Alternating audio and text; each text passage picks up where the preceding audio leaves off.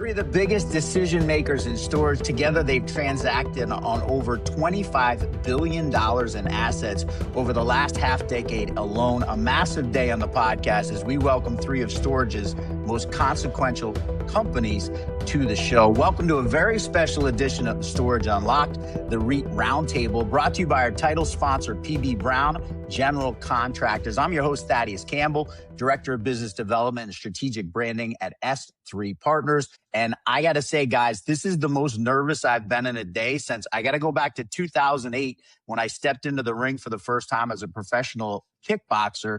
So I'm very much grateful for you three allowing me to bring you onto the show and sharing your time with me. I want to introduce Zachary Dickens, CIO of Extra Space. You'd think I hosted podcasts for a living. Paul Spittel, SVP of Real Estate Acquisitions for Public Storage, and Alex Burnam, SVP of Acquisitions for StorageMart, Manhattan Mini Storage. Guys, thanks so much for taking some time to come and join the show. Our pleasure. Thank you. Thank you for having us. Professional kickboxer. I'm glad this is not a ring. I'm the nicest guy you know. I got my rear end kicked enough in the ring that I know better than to get in fights outside of it. I want to set a couple ground rules here, guys. First of all, I know all three of you have things going on within your company. Obviously, public REITs with Extra Space and Public Storage.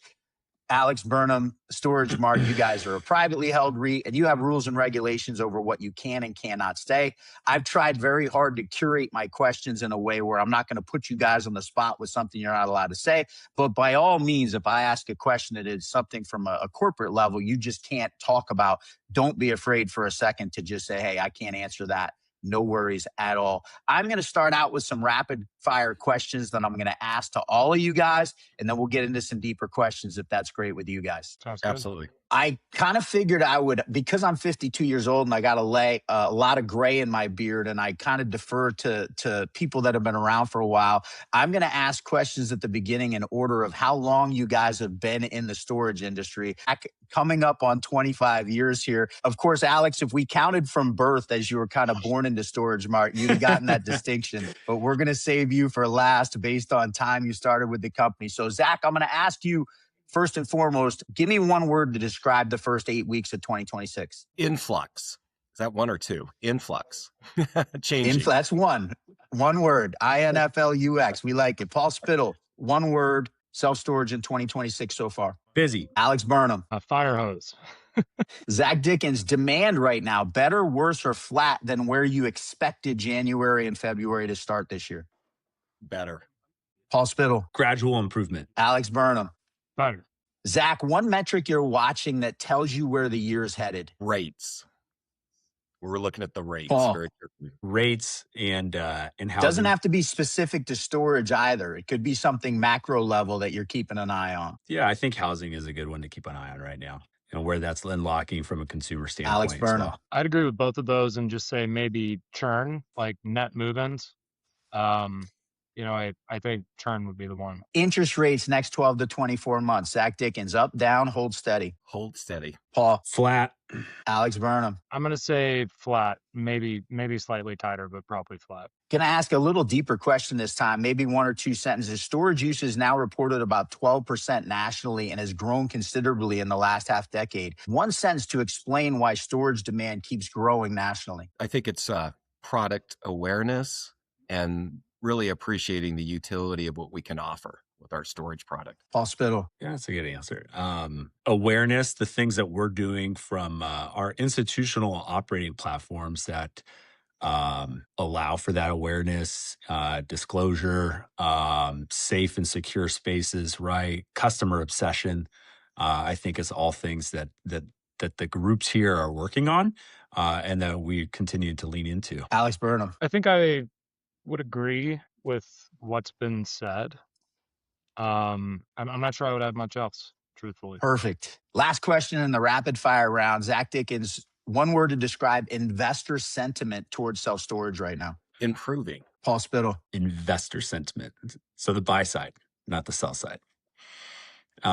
Whether it could be anything you think of as people wanting to invest in self-storage, yourselves included. Yeah, optimistic. I think we're starting to turn the corner in some areas, right? And we are a glass, not a glass half empty, a glass half full, and we're entering back up on the upswing. So we're excited. Yeah, I would say guarded optimism. I would agree with that. I want to get into a little deeper questions now, guys. I'm going to ask each of you individually separate questions. I give a little bit of time afterwards to chime in if you have something you want to add some color to. Don't be afraid to just allow it to go because I got plenty of questions to ask. Zach, I'm going to start with you again. I'll start rotating the order after this now, but you guys just came through your 2025 earnings call. Looking back at 2025 and maybe even going back a little further, right? The interest rate hikes in March of 2023 really started to change the landscape. What do you think Extra Space has gotten right in the last 2-3 years? Maybe something you wish you had a do-over on. Okay. Well, I think we've got a lot right. And so that's very positive heading into this year's. You know what? I think it comes down to that we saw an opportunity to get more occupancy. We identified that the demand was a little bit slack and we had to respond to that. And so I felt like our adjustments when it came to rates made a big difference in where we sit today. So in light of that kind of history, I think we're turning the corner, and that'll only be good because now we enter in where we think we'll have pricing power going forward. So hopefully that helps. I'm going to ask a follow-up question here. And the question is, you've gotten a little bit of pushback from the industry as a whole, from the general public on some of that strategy. You guys internally feel very strongly that it was the right path to take regardless. Is that safe to say? Well, I think we're always looking to maximize whatever the outcome is, Thaddeus. And if we're discounting on the front end and they're getting a great deal, I think that's good. We're very transparent. And I think with our customers as they come in and we let them know there will be, a possibility that there's a price increase down the road. We try to talk through that with them. You had asked kind of if there were things that we could have improved upon. It's hard to say, right? In retrospect, I think, if I would have been probably lean more into, I think really early on, just being on the same path even earlier. You're seeing just consumers having issues out there today. And I think we're still a very affordable product. And so we can get them in at the right price point. But overall, I think the last couple of years have just been challenging. We're facing new supply, right? And I think that's been the biggest headwind actually to the pricing issues that we're seeing. We can talk about interest rates affecting our customer base, but I think it's really been the new supply in certain pockets that's affected us.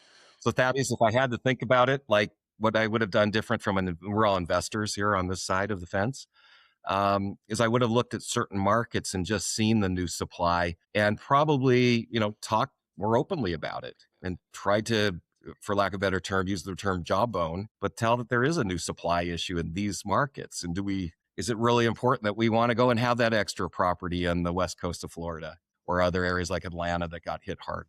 So that's kind of my perspective, I think, from it. I would have rung a bell telling everybody, well, hey, watch out for these areas. What are we doing to ourselves with the supply? Paul Spittel, this leads right into another question, obvious one for me. Not what I had on my sheet to ask next, but Zachary opened the door for this one. I've been talking about oversupply ever since I started this podcast last June and how it challenges the industry, especially when it's not intelligent in any way, shape, or form, right? When you see that supply coming in areas where anyone with a basic understanding of demographics and storage demand shouldn't have built there. You guys, though, are leaning heavily into ground up. You've got in the 20s of ground up developments going on. How are you making sure that those new ground up developments are going into areas where there is demand and you're not going to end up having to cannibalize rates to get occupancy?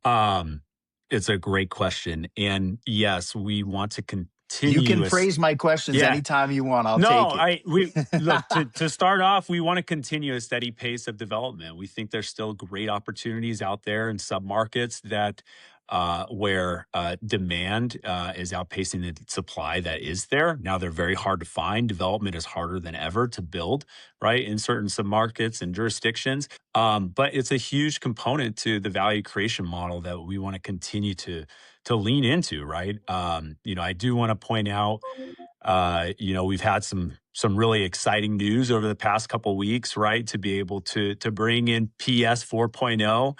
And PS 4.0 is really, it's a new era, right, for us, and focusing on 3 different pillars that I think are really important. First one being PS Next, which we'll continue to roll out, which is all about the customer obsession, right, on the operating side of the business, how we can maximize that. And then secondly, right, value creation, right, capital allocation, not just being bigger, but being better. right? And being better for us means better capital allocation decisions. And a big component of that is development. We get better returns on development, just simply, right, on where we're at.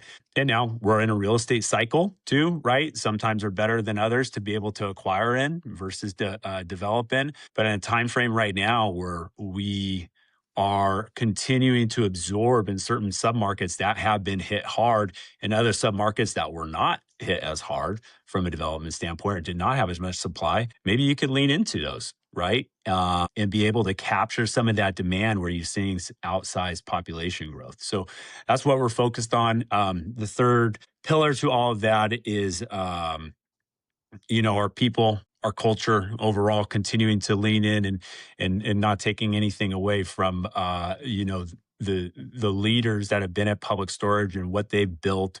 And it's only something that we can really, stand on the shoulders of giants, right, to see a little bit farther. So we're really excited and energized on our side. And I hope that answered some of your development question too, because it is an exciting Definitely answers avenue some of the of it. business for us. I'm excited to dig in a little more to PS 4.0 later in the call as well. I'm excited. Listen to the earnings call and excited about what that's looking like.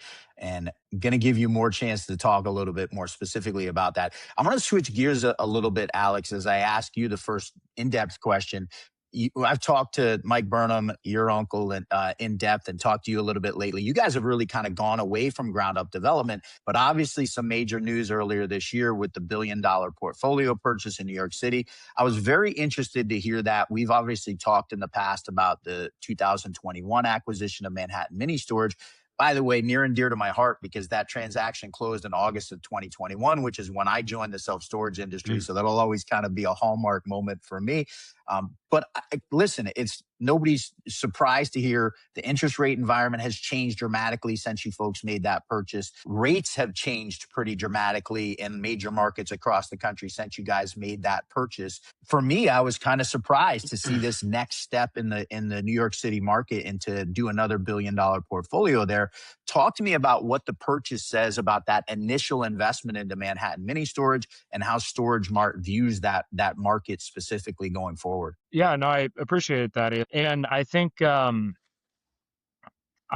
would characterize it as, in our view, New York City is really two markets, Manhattan and the rest of the boroughs. And, really when you cross the river, the comparisons start to change radically. And the amount of rent that you charge, the unit mixes, product type, the behavior of the consumers. So, the headline, I understand the initial reaction, although I should note that of the 15 assets in this new portfolio we've bought, only 3 of them are in Manhattan. So this is a very heavy Brooklyn and Queens focused investment play, with 1 on Staten Island and 3 in Manhattan. And I think if you were to talk to the other gentlemen on this call, and also our colleagues in Philadelphia, Brooklyn, Queens, and the boroughs have been frankly exceptionally strong over the last 2 years, really 3 or 4 years, in terms of organic performance in self-storage. There are some very unique real estate dynamics that go on locally as a result of that, with tax abatements and development. But the barriers to entry for new development in the boroughs in particular are extremely high. And our capital is extremely long-term oriented. So, if you're going to be big, why not be huge? And, when we're making investment decisions on a, 15 to 20 year, time horizon, it made a lot of strategic sense for us, when the opportunity came up. So, where we're at today, like what's not quantified in my returns are what this will mean for the existing assets that I have in New York City, right? I suspect that it should be beneficial for us on economies of scale on both sides of, the NOI line. And, we're hopeful about that. On marketing, certainly should be able to leverage a lot. We're now at 51 locations in the tri-state area. So I'm number 2 in market share. Zach still got me right now. in New York City, at least for now. I have to say that was the kindest way I've ever heard someone describe the hell that it is to do development or build anything in New York City. That was very well done. I appreciate that greatly. I'm going to take a couple seconds here just to give a shout out to our new title sponsor on the show. Very, very grateful to Guy Sacento and Hano Montoya of General Contractors PB Brown as they've become supporters of Storage Unlocked. Storage Unlocked is brought to you by PB Brown. Over $1 billion in ground-up construction delivered from single-story to Manhattan high-rise, institutional grade, engineered for performance, and designed to stand out. Great storage catches the consumer's eye, drives traffic, and helps lease-up happen faster. From Manhattan to Miami, California to Hawaii, PB Brown is the GC to trust for your multi-million-dollar storage development. All right, we're talking about New York City. I would be remiss if I didn't talk about what happened a couple of weeks ago with the New York City Department of Consumer and Workforce Protection. Brings Zach.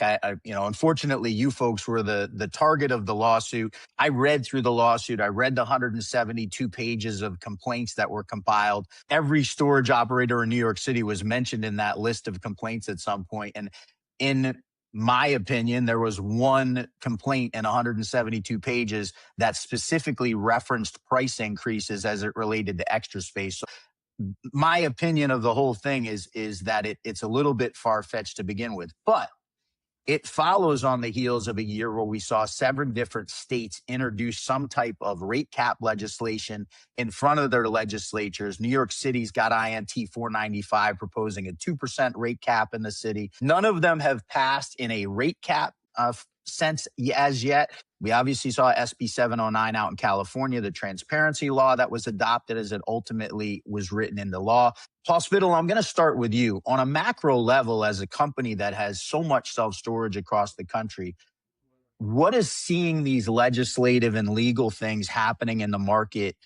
How is that being taken at Public Storage? And what are you folks doing to try and make sure that you're not affected negatively by what's going on? Well, first off, I mean, it's something that we're monitoring very closely. We're working with the SSA very closely and state SSA, self-storage associations to make sure that a couple things. One, we are working with legislators, right, and adapting to them and making sure that the message is clear around the benefits of storage to the consumer, right, and how we price and what the benefits are on those areas. And so I can't get into it a whole lot on that side other than, how much we're working with the different groups and how much we're working alongside groups like StorageMart and Zach's team at Extra Space. So something that we all have to be very, very aware of, right, going into it from an investor standpoint, be aware of how you're underwriting too, right? Understand, what people say, whether it's on podcasts or other areas too, is taken into account as well. And so it's something to be very cognizant of, and our teams are continuing to monitor the situation and work with the associations to have the best outcome for all of us here as an industry. Alex, obviously StorageMart Manhattan Mini Storage with the massive portfolio purchase the beginning of January, something you folks are keeping a close eye on, not only in Manhattan, but nationally? Yeah, certainly. The last year we were all talking about similar legislation in California. We were looking at that, and I think what is incumbent upon all of us is, obviously this is a living, evolving situation right now, is we need to, I think as an industry, lead from the front to set good customer friendly policies, and be part of the solution, and frankly proactive, because this probably won't be the last time this pops up in another city in the United States, and the next city will look to the last one that did it, as a potential example as to what's able to get done or be accomplished in the future. So I think we're all doing the right things as an industry. We need to all continue collaborating and perhaps importantly to Paul's part, the customer obsession aspect of the pillar, I think that's a big part of it, or else we end up with things like this. Zach, I know you guys are actively involved in the litigation, so I'm not going to put you on the spot there. If there's anything you want to add at all, feel free. You know what I would say? I just think as an industry, we've talked about it. We're very collaborative by nature as an industry. It's not like this in other areas of the real estate sectors, right? If you think about it. So we really have a mutual interest to help and participate. I think it comes down largely to education around these issues, because many of these that we're talking about are just limited in their scope. And I won't talk a lot about New York. I'm not really I can't. I'm under an obligation actually not to share too much, as you pointed out. But in that case, we have 60 stores and over 100,000 tenants. When we look back at the record and how many complaints we had, it was 117. Some of them were about, the rents but I can tell you, if you look at across the board at all of this group in particular, the Google ratings and different Yelp ratings, we're still very positively viewed. So I wanted to give a little context that the industry is still regarded very highly. And there's very few that have been, say, disaffected. And quite honestly, we want to work with those people. We'd rather have them come into the front office, sit with our manager, talk through whatever the issue is, and address it head on, right? Rather than have a complaint go to a city. So anyway, I just really appreciate the opportunity to kind of talk around these issues and put it into, I think, really the context that it's somewhat isolated in the industry. But with that in mind, I just see this as a push toward greater oversight from different government bodies that are coming into our industries. If you think about California, it was terrible what happened with the fires, right? And politicians want to be sympathetic to their constituents and make sure that they do something. And we don't want to take advantage of that situation either. So I think that it's just really talking about the issues with the legislators, working through that will all be better in the process. Appreciate you giving the color you were able to give. I want to just say SSA is coming up in 3 weeks in San Antonio. I unfortunately can't go, but urge everybody, the great work the California SSA did on SB 709, making sure that turned into a transparency law instead of a rate cap law. The New York SSA active in making sure that the bill in front of the New York City Council doesn't move forward. Get involved, because the industry certainly needs it in the moment we're in, because for whatever reason, self-storage has become du jour on the lips of legislatures lately, and we want to make sure that doesn't turn into something that could truly be harmful to the long-term health of the industry. I'm going to switch gears a little bit, and I'm going to come back. We talked, Alex, a little bit about the transaction in New York. I'm going to go to Paul Spittel here for a minute. You've been super active, obviously the SVP of Real Estate Acquisitions for Public Storage. Going back to the Simply Self Storage purchase, $3 billion. You guys just enacted the buyout of 80% of a JV agreement last year, multi-millions of dollars. Those two things. And then you announced in the earnings call, along with PS 4.0, the move of your headquarters from California out to Frisco, Texas. I know you had a large presence there already. I want you to give me some context, all of these things together, where you guys are buying properties. And I brought up the two big acquisitions. The Simply Self Storage portfolio, obviously a lot of that in the Southeast, giving you a big presence in the Sun Belt. The buyout of the JV partnership, still a lot in California, but also a bunch of stuff in Texas. What do we read into with Public Storage from these two big acquisitions, and then also from the move of the headquarters from California to Frisco, Texas? Yeah, I'll start with the move of the headquarters to Frisco. Excited about planting a flag in Dallas, right? Overall, it's been a big part of the growth of Public Storage for a lot of our team and real estate team that's out there, a lot of our operations team. It's continued to grow throughout the years, and it's a great spot for us to continue to recruit really good talent. Easier to travel around the country from that spot as well. And so, California is always near and dear to our heart, right? No doubt about it. It's part of the history and culture of Public Storage, but excited as we continue to announce, 4.0 to use Dallas and Frisco as the flag to start from. So on the acquisition side, no doubt we've been active over the last 5 years. We've acquired over $12 billion of real estate outside of kind of any M&A deals. So really focused in kind of what we want to do moving forward is continue to grow the team, right? And it's not being big, or it's being better. How can we be faster in our transaction timeframes? How could we come to conviction and have a lot more confidence in where we're allocating capital overall? And it's our ability to try to capture as much opportunity as out there. We're really made up of bread and butter is all small one-off, small portfolio real estate, right? That's where most of the transaction environment happens. And so how can we capture more of that opportunity, right? It's by putting the right people in the right spots around the country. We're fortunate enough to operate in 92 different markets. Last year in 2025, we acquired $1 billion of kind of, again, this one-off real estate all over the country in 42 different markets. And so really diversified it out, not just strategically like just in the Sun Belt, right? We acquired in the Midwest, we acquired in the West, we acquired up in the Northeast. And again, it's a local sub-market business. And if we could find good pockets of both growth where we could see some scale and opportunity efficiencies as well, then that's where we're going to go try and capture that. On the portfolio side, it's definitely been muted this past year, right? Just given where the bid-ask spread and the interest rate environment has been.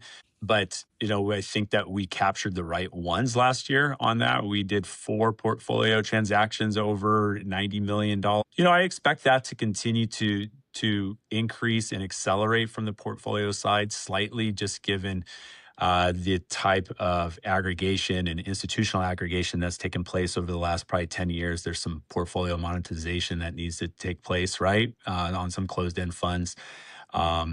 And then, hopefully there's always some legacy or, large kind of deals over $1 billion that may take place. And when those do, we are positioning ourselves well to take advantage of them. So. Big question. Does this necessitate Paul Spittel having to leave California and move to Texas, or do you get to stay in California? I think I'm in a different time zone. I'm in 3 time zones once a week anyway, so it's where I live is not a concern. Yeah. I love it. I love it. Well, Zach, Extra Space hasn't made any major acquisitions in the last 5 years, right? Am I missing something? You guys have been so quiet for the last 5 years. No. I'm obviously joking. The Life Storage merger in 2023, absolutely massive. What has that acquisition meant for Extra Space? It was a great acquisition. I'm so thrilled that we did it. We brought together some really great companies. The merger went very smoothly. This is a business of scale, isn't it? It's amazing what you can do when you have a lot of properties under management. And I think it's very difficult for smaller operators to do as well as the larger ones because of how we can allocate some of our resources. So for us in the last few years, it's really been, I think, a great wind in our sails as these 2 companies came to better. We're seeing better G&A costs across the board, kind of as you normalize it as maybe a percentage of your revenues or however you want to look at it. There were efficiencies because of that merger. We have great market presence now. It helps us to do different campaigns that we never have taken on in the past as a result of having this scale. We took a little page out of Public Storage Book. We started doing television segments and TV advertising, right, in major markets. And so we've tried some other things that have been really good because of the scale. The other thing I think is that it really, with having that many properties, and that we do quite a bit through third-party management as well. We offer that service. We're the largest in the business today on the third-party management side with over 1,850 properties. We're more than that even today.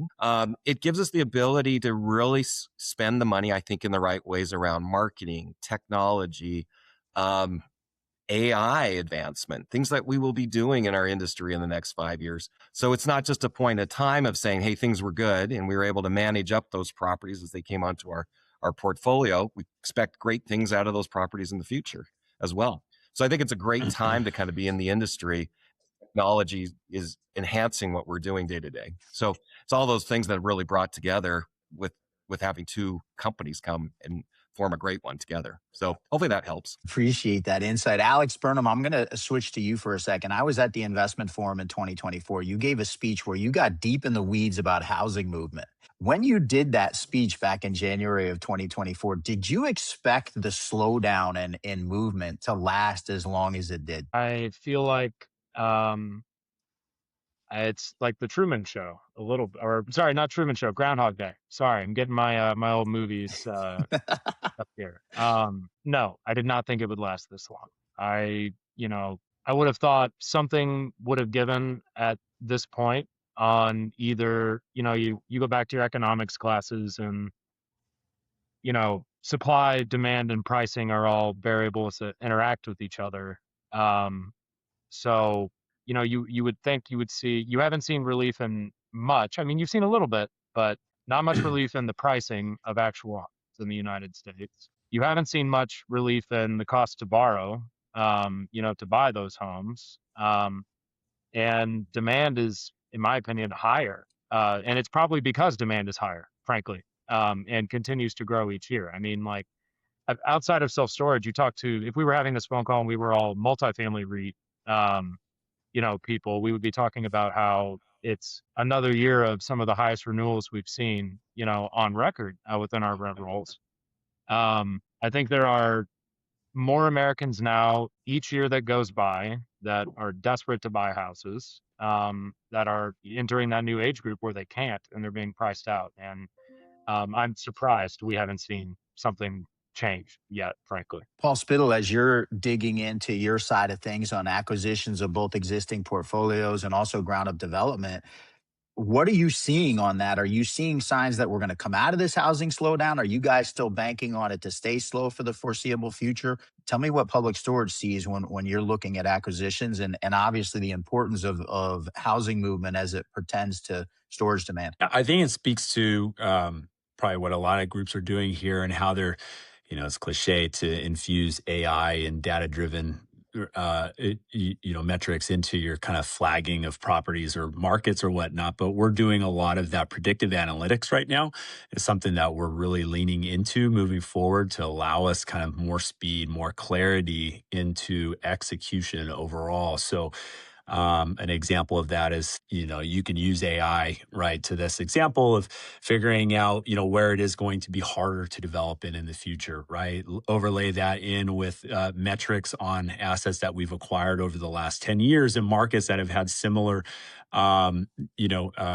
trends, right? And then be able to predict what's going to happen in the future, right? Overall, to some degree. And then there's always the art of making sure we go on the ground and actually see if it's happening as well. So that's what we're all here to do. But if you're able to kind of combine a lot of this, again, data science, machine learning, optimize what we're doing on a day-to-day basis, then we could be more predictive around and smarter, right? As an industry, hopefully, around where we're going and building and or acquiring. We'll go a little deeper down that tech rabbit hole here in a second. I want to ask Zach Dickens for a second to kind of finish up this concept. Is it surprising that I don't think I'm going out on a limb to say storage has been challenged for the last few years. It hasn't been the easiest time in the history of the industry. Right. Is it a surprise that maybe we haven't seen more pain in the industry given the amount of headwinds between the lack of movement, between interest rates, construction costs, you name it, taxes, insurance costs rising? Is it a shock that storage is doing as well as it is given all those headwinds? I'd like to qualify this a little bit too, though, and say that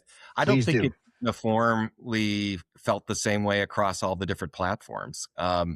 There's an element of diversification that this group in particular enjoys, and we're seeing that help us to mitigate, I think, some of the ups and downs. If I looked at any particular market where we're challenged, like in Atlanta or we're challenged in Memphis today, I could point to that. If that was my only group of properties, we would have issues, right? And we would be filling it right now. So I think that you are talking to some of the major operators and their occupancies are still very healthy, probably in the 90s, but the industry in general has probably settled down probably in the low to mid 80s, quite honestly, if you were to ask everyone and took a survey across the board. So you sort of have a select group here that performs very well because they're able to weather some of the storms more than others. But that being said, you hit it right on the head earlier when you mentioned that, the industry is seeing nearly 1 out of 8 households use our product today.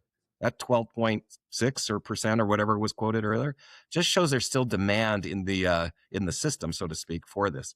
I'm a little with Alex on kind of the concern, but I see that there is a bit of a pent up demand. I live in one of those households where not a day goes by where my wife doesn't talk to me about wanting to move, right? And so I made the joke earlier at a self-storage forum once. I said, hey, either I'm going to use our product because of the move here in short order, or I might be facing a divorce, which I'll need our product anyway. So I kind of weigh those two options, and I want to stay with that fine lady of mine, and I'm going to move, right? At some point, that's going to happen. And I'm just waiting for interest rates to drop marginally to take advantage of that. I think we'll be the beneficiaries in the system, if you will, as people start to pick up again, because they've been putting off moves for a long time. It's akin to maybe what was happening in the entertainment. If you think about live events during COVID, nobody got out, went to ball games or concerts. And as soon as like they relaxed the restrictions, boy, we unleashed this really huge demand driver that came, and concerts went through the roof. So anyway, I could digress more, but I won't. But that's kind of the theme. I think there's a pent up demand for the housing and the movement that will happen if interest rates just come down. From your lips to God's ears. And I'm going to say a little prayer that you stay married as well. I want to make sure that we don't have to use, we don't want to be using storage for divorce. We're going to pray for that one for sure. My very first data partner on this show was Tract IQ. Tract IQ, Noah Starr, not to be confused with Noah Springer. I send the wrong one text messages all the time because I forget which one's which. I bug Noah Springer way too much. Noah Starr, they recently in January released CMBS data on their platform that gives very clear pictures on occupancy and achieved rate data on the 4,000 or so storage properties nationwide that have CMBS loans. I want to ask you guys a question. And by the way, I would be remiss if I didn't give Noah congratulations. He had his baby daughter, Charlotte, last week. So kudos to Noah Starr.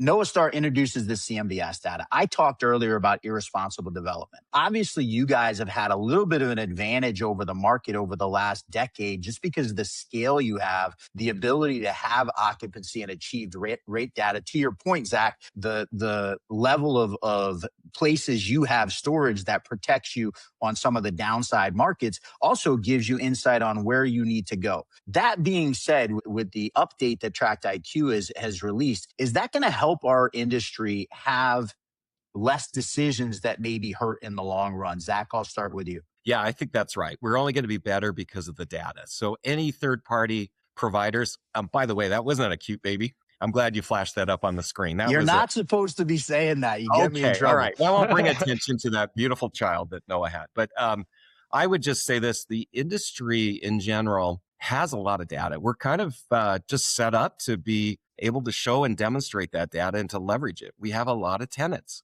I mean, us just included in Extra Space, we have over 2.5 million tenants at any given time. So that helps us to really make a lot of decisions and to be smarter about what we're doing. So the extent that we can leverage that as an industry, that's great.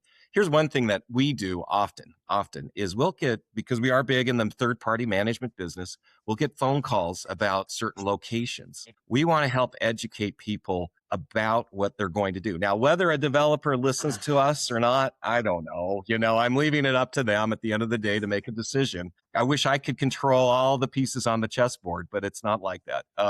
So we give good information and honest information to people who call us so that they don't make a bad decision for themselves, their investors, or their bank, right? We'd like everybody to succeed. And I think that this is a large enough industry that surely there's enough places to develop that have been missed in the mix. You don't need to go down the street from a Public Storage or a StorageMart and build on their front doorstep. It doesn't behoove anyone to do that because it's not a wise, rational decision. So anyway, we want to be good citizens in the storage arena for everyone and provide good data. And be honest with people about what we're seeing out there. Paul Spittel, I'm going to switch to you and feel free to expound on what I talked about with the CMBS loan data from Tract IQ. But I want to ask you a little bit about technology now on a grander scale. Obviously, you've mentioned PS 4.0 as you talked earlier, and it was a major point of emphasis on the earnings call. Obviously, you guys have a lot going on with the transition of CEOs coming up early this year, but want to talk about the role, and you mentioned it again with AI, with doing data analytics. I want to go a little deeper now as we look at 2026 and going into the last half of the 2020s. What role is technology going to play in self-storage, and how is Public Storage leveraging that to listen? The earnings calls have been very clear, right? Net NOI and properties has been trending down. How are we using technology to try and help keep earnings and operating margins strong? It's a huge focus for us, right? Both top line and bottom line on how we're optimizing revenue and expense. It fits into every facet of the business, right? In being able to allow customers not to have options, but maybe recommendations, to provide more transparency around it. Helps with top of funnel. It's helping with our staffing models. It's helping us make better decisions overall on capital allocation, right? And providing more speed and again, clarity to our decision makers as well as our hunters that are out in the field looking for opportunities. So I mean, it's in every single feedback loop that we're looking at. I think it will only continue to compound. To your point around, that's kind of how we're leveraging it. What happens next, right, is I think, how is it going to differentiate between, what the groups with a lot of scale and how they can use that moving forward and differentiate themselves from the smaller operators, right? It's going to be a continuous also of evolution and learning experience, as well as capital resources that need to go into that as well to continue to keep up. So I think that will be something that's going to be interesting to look at over the next several years. I'm going to ask a quick follow-up question to you. It jumped out at me in the third quarter earnings calls. It was mentioned again in the fourth quarter earnings calls. 85% of your customer interactions with Public Storage now are digital. They don't happen with a person That's to right. another person. The question I'm going to ask is, do you see this getting to 100%? Do we come to a place where if you are speaking to a person, it's not live at a facility, it's somebody in an office somewhere that gets connected to you digitally after you've had some type of other interaction already? Is that the direction we're going as an industry? Really hard to determine overall, but I mean, the customer's continuing to change and evolve into that more and more, right?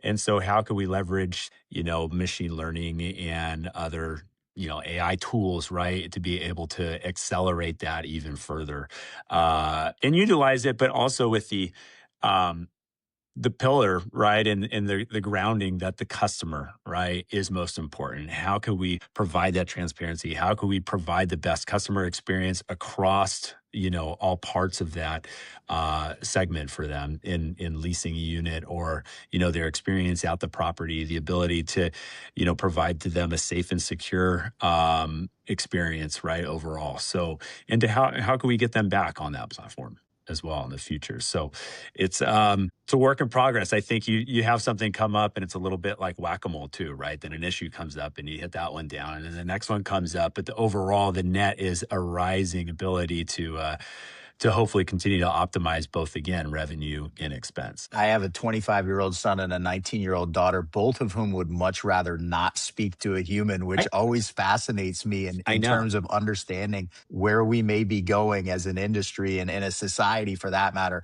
Alex, I'm going to come to you for a second. You go to a college cafeteria now and you don't talk to one person to get your food, right? So what's going to if you're not doing that, everybody's going to be leasing online. Where are we going? Yeah. Alex Burnam, obviously Columbia, Missouri, you guys are headquartered. We sometimes can think of the Midwest, or my family's from a farm in way northern Maine, so no judgment here at all. We're closer to permafrost than we are to Boston. But you can think of it as maybe lagging a little bit technologically. On the flip side of that, and of course, you're now in New York in a major, major way. So one of the places that's most associated with technological advancement. But in some of those Midwestern markets, your facilities are more spaced out. How are you guys as StorageMart Manhattan Mini Storage bringing technology in to help manage your properties, whether they're in markets where it's harder for a regional manager to get to a bunch of stores in a week, or if you're in New York City? Yeah, I mean, I think there's two things, right? We're using technology to augment things or improve processes we were already working within, right? So the idea that I have a remote operated spoke to a hub location is not a new one. This is something we've done since the 1970s. I think if I were to, go as far back, the idea that there's an annex, right? And back then it would be, there's a piece of paper nailed to the wall saying the office is at this location. Go drive up there and, knock on the door and I'll rent you a unit. Now it's a QR code and you could pop up on the website, rent a unit, move into the unit without ever talking to someone, right? So that's an example. But I mean, to go back to what we were just talking about, the back half of the 2020s, I think yes, it's going to affect all the ways we're operating locations, but our internal view is the way we are marketing our product is what is going to be disrupted the most, and it's happening in real time right now at a exponentially accelerating pace. So, like, this is an anecdote, but a year ago we kind of had a come to Jesus moment where I was just sitting in the home office here. I opened up ChatGPT, and I'm in Columbia, Missouri, where we have 12 StorageMart locations, and there are no REITs. So I can tell you I show up on the first page of Google in Columbia, Missouri, very consistent. And I just typed in the sentence, I need a storage unit. And StorageMart was not recommended to me by ChatGPT. Instead, it recommended the mom and pop that had a price online, and it was the lowest price that ChatGPT could find of any of the options. And everything else that we had done up until that point effectively was wasted money and pointless. And by in that moment, I kind of sat there and was like, well, all of my paid Google dollars were, how valuable were those? But it's a scenario where you start to realize that, you've heard search engine optimization. The new term you're going to be hearing a lot is answer engine optimization, AEO. That's what these Gemini or ChatGPT is, right? Like last summer, Joe Margolis at Extra Space gave a really interesting presentation at the Illinois Great Lakes SSA, and something that really stood out to me was even in the way people are searching for units, it's like, the average customer is making 2 or 3 searches per rental, whereas previously they were making 1 or 2. And it's like a follow-up question. And, you ask, hey, I need a storage unit. Actually, I need one near here. Oh, actually, and you're having a conversation with Gemini and you're making 3 or 4 different searches, and it's like throwing all of these KPIs that,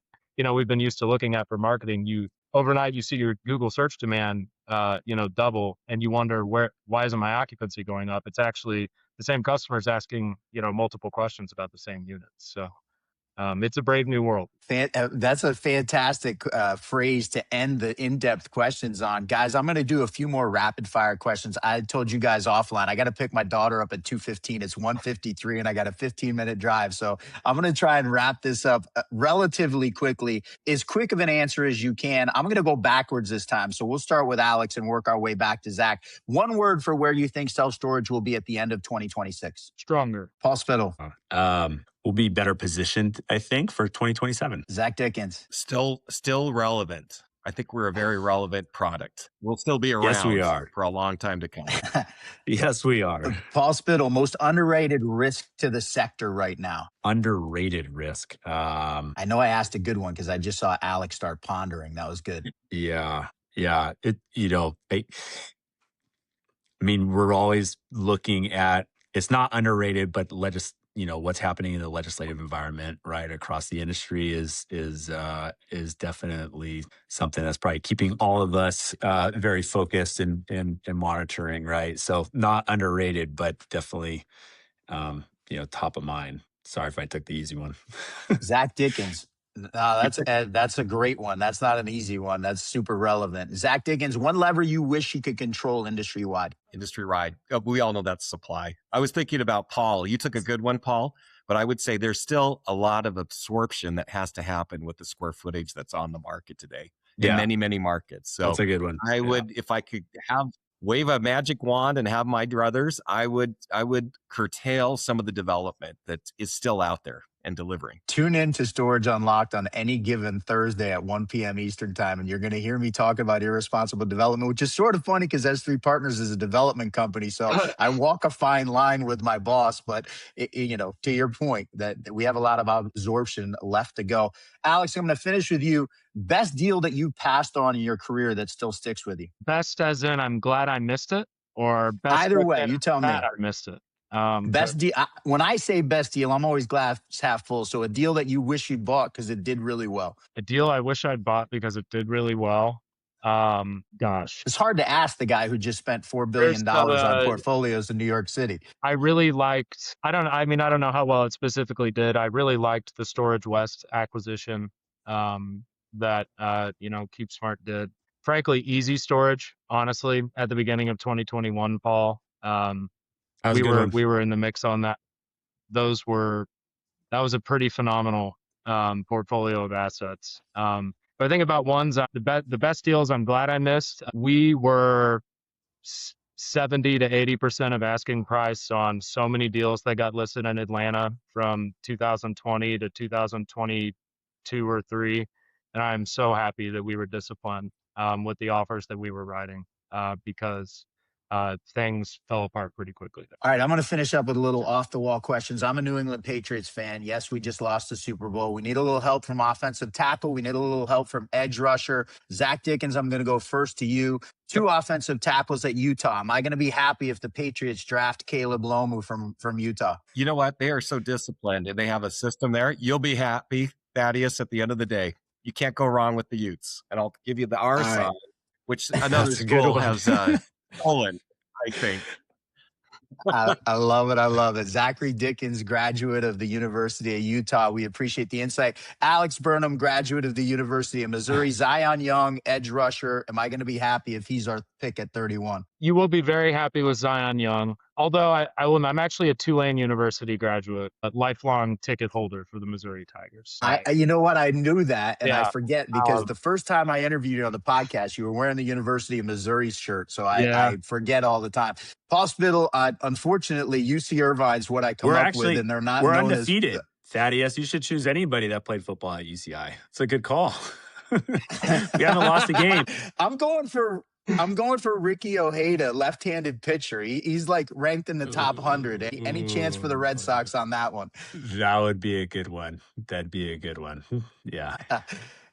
Guys, cannot thank you enough all for coming and spending an hour and sharing so much information that personally I think the industry needs to hear. Really, really appreciate all of you. Zachary Dickens, CIO of Extra Space, Paul Spittel, SVP of Real Estate Acquisitions at Public Storage, Alex Burnam, SVP of Acquisitions at StorageMart Manhattan Mini Storage. Guys, hopefully can come back again sometime and do this again. I've had an absolute blast. Thanks so much for the time. Thank you. Thanks, Thaddeus. Thank you, guys. Take care. That's it for this week's edition of Storage Unlocked. Appreciate everyone for watching. We'll see you next week.